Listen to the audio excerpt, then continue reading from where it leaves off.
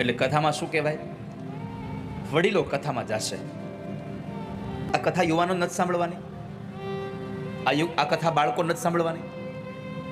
ભાગવતજીના શ્લોકમાં લખ્યું છે કે દાદાએ એના દીકરાને અને એના દીકરાને બધાને લઈને, એટલે કે 3 પેઢી એક હારે કથામાં જાય.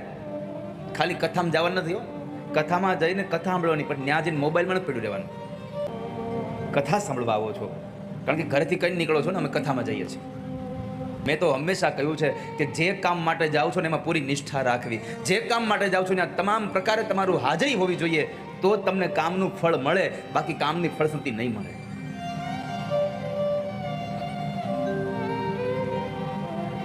ત્રણ પેઢી વ્યાસજી કથામાં બેઠા હતા, એના પિતા પરાશર બેઠા હતા, અને વ્યાસના દીકરા શુકદેવ, જેણે ભાગવતની કથા લખી એ કથામાં હતા, જેણે ભાગવતની કથા સંભળાવી એ હતા, જેણે લખી એના પિતા પણ, જેણે વ્યાસને ઉત્પન્ન કર્યા એ પરાશર પણ કથામાં હતા. એટલે આ શ્લોક મને તમને ઉપદેશ કરે છે કે આપણે કથામાં જવું, આપણા દીકરાને પણ લઈ જાવો ને એના દીકરાને હારે કથામાં લઈને જવા. 3 પેઢી એક હારે બેસીને કથામાં સાંભળે તો જીવનમાં ક્યારેય ક્લેશ ના આવે.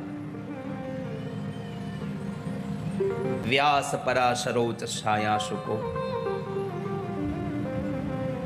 તો 3 પેઢી કથામાં જાય. અત્યારે યુવાનો પણ કથામાં બેસે, તો યુવાનો કથાને સાંભળે.